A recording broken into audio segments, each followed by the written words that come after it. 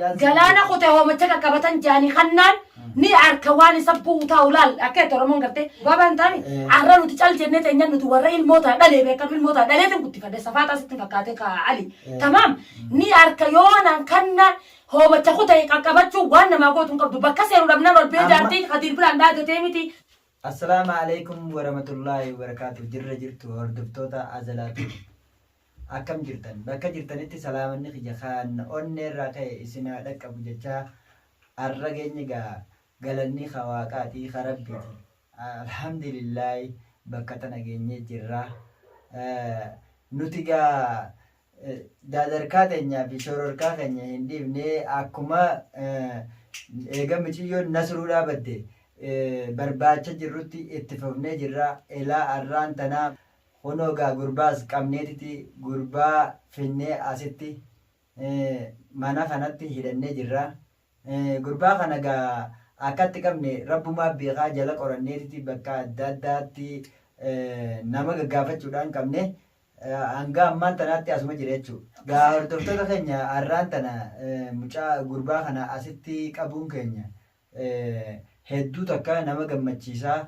gammachuu birallee kutee ammas dabalataan jechuudha gurbaan asikabu odon jimbanna surun ganya ulaa qollofee kutuun sanu halata godheeba yaa isime ulaa tana dooban irra ilkeedhaan isa nyaanna maali nyaanji hannan irra silaara nasrun ulaa si qollofee mucaan gurbaa kanas birisi dhiisee ulaa qollofee kutuu baate silaara naafee ashaan ulkanya silaara mana naayilisa walan jaa ansiin irra olku jira malee ali dhageeffadhu wallaahi bilaa manuma hanna kadiirsan man khadir kan duru no abdate on je kuma date man khadir daga video naila jimaro jirusan heji ninde gimman dorkitan amman tanata yo daitesi gurbaan konni hijaa guddoo sirraa qaba haana arkuma satto adu michi man nasru baate akka kunilleen into yo tachi daite clips goratin tundala da yo daichana mata ko tira himbaatu inasrulleen rat kollo fe ali nurdi sunna gara yo diga gine baabati man ndifneti ni khay annin daga khay baatu kana laki gadda baddu maali fi sinjani beita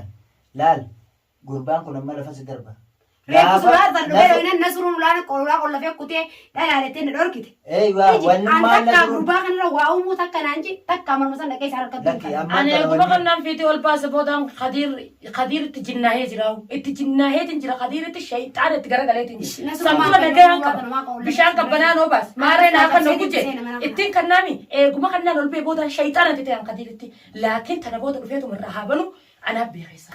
amman tana dubo wanni nasruuni sasenna dhiiseef waa biraati miti gochuma kanaa kana hanga galgala sumaan nu bira jira akka tun tasgabnu sosobu jirtu agaru jirta ega fiidoo sana garreeba zidduudhaati ni beeyta hi islaan bakka san beeke arran tana dastu beeke malee bakka san illee beeku beekadhu mana khadirin beeku yaan mana khadiri sindaqinaa taakkaji laal waan mana nasrulleen ni yaada nutis itti yaadu jirra shaafilleen arraba silaana surulaatana mana kana sidisee kutubulaatana qollofees sidisee kutubaati wallahi billah hadida bureetin burishaadhaanin caccabseeti seenee hadida akka mataa isaa dabasha godhee jiraan orkee waan godhuun danda'u nasrummaan deengata guyyaa qabee fideessan harkaan akkasii waliif fiigansan osoo isa kanaaf hammeenya qabaatee dhiiga isaa ta'uu beeynaanu mootummaa sanirraa kun sindaabbaddaa taniin isin dhaabbatee mitireessa qabatee arra silaa khatiin kun badala sitti hidhamu mootummaa san akkana sun jeesanitti itti dhufanii itti finne arraba inni sijina seeneeti qudama nyaata akka nama jeeseeti maqluuqa fuudhuuni.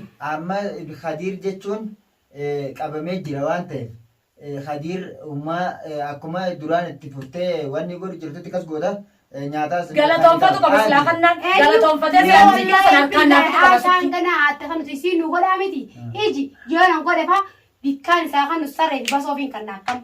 amma ilma ol bee daalachuu sanirra ol bee daalachuu sammannaa silaa nama sammuu qabu taate angoolii qabaate inni san yaada qabaate ilmoo safuudhaa qabaate ilmooniin galcheechuu qabaate ilmoo safuu tahee kabajaa fi manguddummaan dhugaa haaraaf abbaan keenya kabijeen nu dhalee nu guddisan gorsaan nu guddise ta'e arree isaan kun kobbaleessa kiyya qabanuu hin tuuyne numa hidhatanii arree ilmoo isaanii tana geessee fitiin isaan kana gammachiisee anillee obboleessa kiyyisan dalagatti jaartiin isaa ulmaadha ja'anii anillee beeku beeyte arra silaa dalagaa isaa san isa kanallee baafadheetiin ilmoo tanallee geessaaf jira silaa nama angoolii yaadu taate ni nama angoolii yaadne taate malee ilmoo bosonee gartee bosonee iyyaara barandara guddate isaa tokko ilmoo haayibaliin haatiin guddate viidiyoo isaa irratti maal jechuu jira nasruudhaa fi aliis ganaadhaan taafuyuuti akkaan itti Khadiir baasu naaf beeka. Ati maal gootaa miciyyoo galchinaan jettaa jeellaa lakkana faaf jaansi. Galaana kutee hoomacha qaqqabatan jaanii kannaan ni harka waan isa buutaa ulaal akka itti Oromoon gartee dhugaa baan taane har'a nuti cal jennee teenyaan nuti warra ilmoota dhalee beekan ilmoota dhaleetiin guddifadhe safaataa sitti fakkaatee kaa'ali. Tamaam ni harka yoonaan kannaan hoomacha kutee qaqqabachuu waan namaa gootu hin qabdu bakka seenu dhabnaan ol bee jaartii Khadiir biraan dhaadatee miti yoonaan kannaan garsiifni ani namaa miti bara maganaa. Barani amma maal Ijjaara naman ta'e. Ijjaara kubate. Amma saafiyaan maal Bara amma taa ijjaara Silanda ke dee waan godhe. Obboleessa kiyyan talalaati shaarara gabeeroo sanatti tijjinaan dee waan godhami. Akka qabamu laale kannaan. Sa haa ta'uti dhageeffadhu mee wayin isinima. Ammaan tana ana akka wanni akka ijaa kijaatiin akka aara kijaatiin waan naan jenne qabu barkannaan miidiyaa gubbatti ammee takka miidiyaa gubbaa irratti ol ba'ee haadha ilmoo dhaltee kana boochise dachiitti golgoleessee asii uummata biraatti komata. Mee maaliif jee ani jechuudha takka isaa viidiyoo irratti ol ba'ee isa silaa ilmoo ate kana arrabsee hin beeku ankannaa inni guyyaarraa anumaaf nasruudha arrabsu jira. Osoo akilii qabaate jaartii isaa bareedduu kana gartaa tana cinaa teessoo inni gartaami jaartii isaati bareedduu tana dhiirti jaan namni bultii fi jaaree bultii fi gamtaan qabe mootummaallee ta'ee bulchaa jaan biyya qabee ni bulcha jaan. Dura bultii fi manarraa gabbaa namni kamana fi qabee bulcheetutu aangoo sanuu fudhatee biyya bulcha osoo aangoolii qabaate inni nama aangoo sa'ilee nama bulchu jechuudha jaartii isaa akkatti bulfatu wallaaleeti. Da'aa isaanirra deemee lafatti gowwaan gartee akkatti barhaaqilli yoo tattakkasiidha illee lammaffaa sitti hin deebi'u akka gowwatti irra deemee michiyyoo qabeenya sii nyaatee akka fedhasii godhee gowwummaa isaa aangoolii isaan taleetu gurra muran qaawaa hafa maallaan jaanii qabaachuu nuti ilmaan Oromooti safuudha qabna dhiiroo lammiiti ilmi tokko abbaan yoo ammoo waa balleessita ali. Abbaa kee dura maqaa balleessita taasiste lammiitee maqaa balleessita. Mataa kee balleessita. Mataa kee bira kuttee abba kutta. Abba kutta. Abbarra lammiidha kutta. Duuba inni safu. Oromoon akkana ol gootu jaani. Jedhi deebee sanyii isaa kabaje har'a waan kan hundan godhu.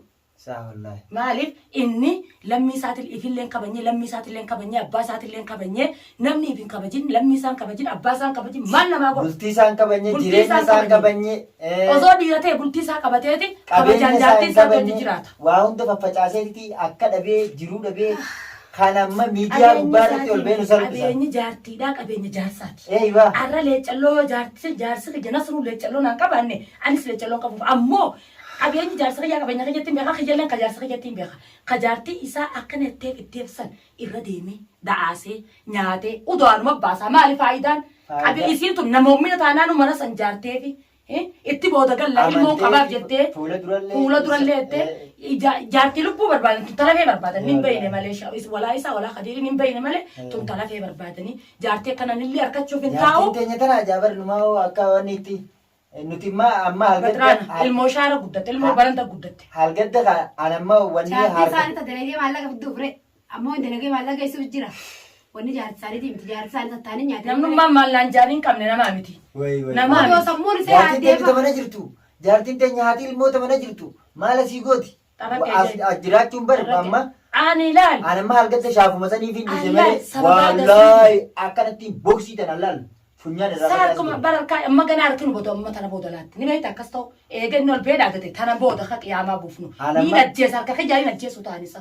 Anammaa shaan dhiiraatti asitti nasruun na dhiiseef malee anamma isin qabu dhiisi anuu kannaa ammaan tana zaama inni viidiyoo maru jiru kana dhaqee fuula kasaa kanarraa hin gammaraan ture.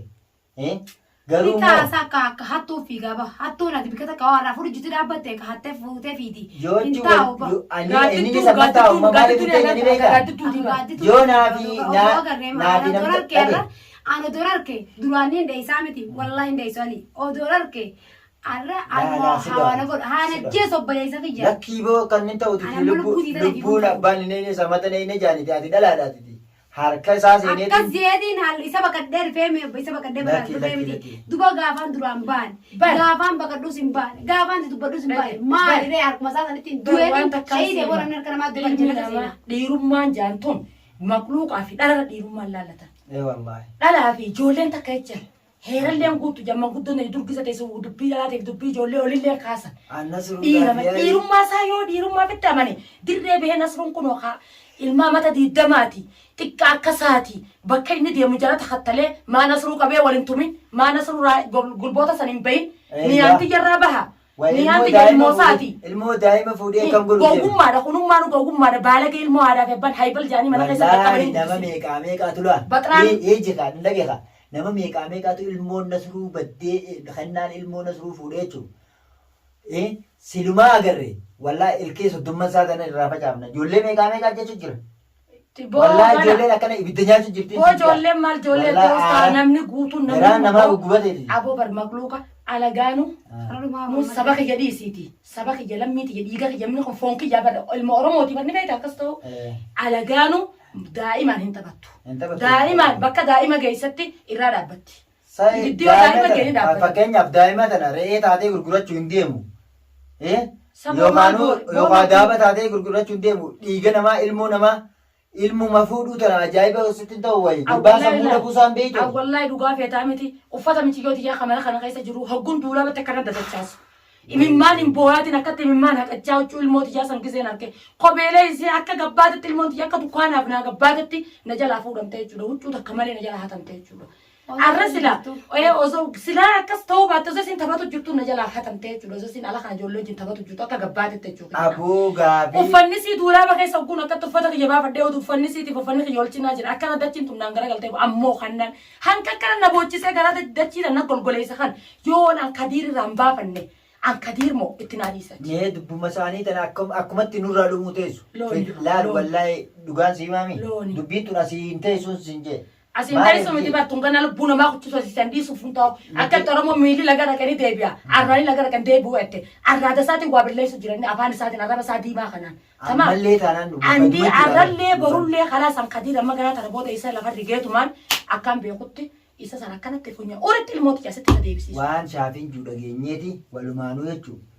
Eejee yoo shaafiin manguddummaadhaan itti deebi'ee jee dubbatellee jira. Bara harka namaan darbu bara osoon harka namaa darbe guyyaa isin fiddansanii qiyaamaa baasaa beekadhu. Maaliif? Daddacha Oromoon gisa ta'e gartee hodduu wal kabajatu. Kaniina nu akkasitti haaru nasruun dhaabbu yennaan numa dhaabbate. Dirqama kaa maaliif namni ol kabajuudha? Kabajaa tana yoo waliin qabaanne maalirraa hojii jiraanna? Hojii jireenyi ilmi namaa kabajaadha duraan dursee. Qulqullina garaa keessaa qulqullina qabaachuu isaati booyi. Akkasitti hordoftoota keenya gaa nasruun mana kanan dhiiseetiti wauma dhufaatu hundaa'u dogoggora dhufaatii fi yoonii fi gurbaan kunillee ka tarii badanamaati shoororkaa kaase yookaan mana kana keessa utaalcha kaase jechuudhaan akkasitti nasruun na biraa kutee nasruunis dhufuu hin oolu inshaallah gaa viidiyoo biraatiin walitti deebinaa du'aa'uma godhaadhaa ilmaan oromoo bakka hundatti dhaamsa gamanumaan dabarfachaa isinilleen wal gorsaatii ilmaan oromoo wal kabajaa wal leellisaadha wal kabadhaati